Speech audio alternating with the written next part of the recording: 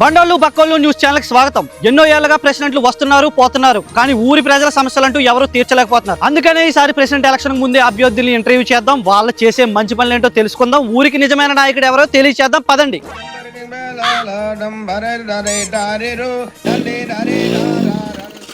ఏవయ్యా ఒకసారి రా. నీ కాలేజ్ చచ్చిపడిపోయినాయా? నువ్వేరా?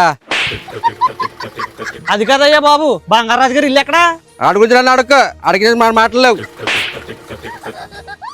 కొంచెం బంగారాజు గారు ఇల్లు ఎక్కడ ఉందో చెప్పండి. దిగితే చెప్తాను.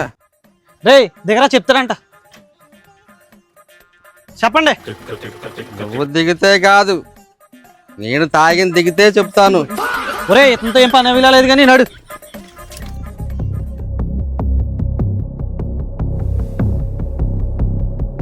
ఏమంటే ఇక్కడ బంగారాజు గారు అంటే ఎవరు? మీరు ఎక్కడి నుంచి వచ్చారండి?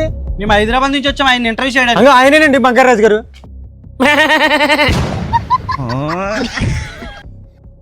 నమస్తే సార్. ఏంట్రైడ్ మేఘగోళ? ఎవరక్కడ మేకపాలతో పెట్టిన టీ తీసుకురండి వీళ్ళిద్దరికి. ఈసారి ప్రెసిడెంట్ కింద పోటీ చేసే అభ్యర్థి మీరేనా? అవును నేనే. మీరు ప్రెసిడెంట్ కింద గెలిస్తే ఈ ఊరికి ఏం మంచి చేస్తారు? ఇల్లు లేని వాళ్ళకి ఇల్లు కట్టిస్తాను, రోడ్లు వేపిస్తాను, ఇంటింటికి కరెంట్ ఇప్పిస్తాను, వాటర్ ట్యాంకులు కట్టిస్తాను. అవసరమైతే ప్రభుత్వం నుంచి బిల్లులు రాకపోతే నా 20 ఎకరాల ఆస్తి అమ్మి ఈ ఊరికి మంచి చేస్తాను. ఇలాంటి నాయకుడు రా ఊరికి కావాల్సింది. ఇలాంటి నాయకుడు ఊరికి వస్తే ఊరే బాగుపడుతుంది. ఇప్పుడు మరొక అభ్యర్థితో ఇంటర్వ్యూ తీసుకుందాం పద.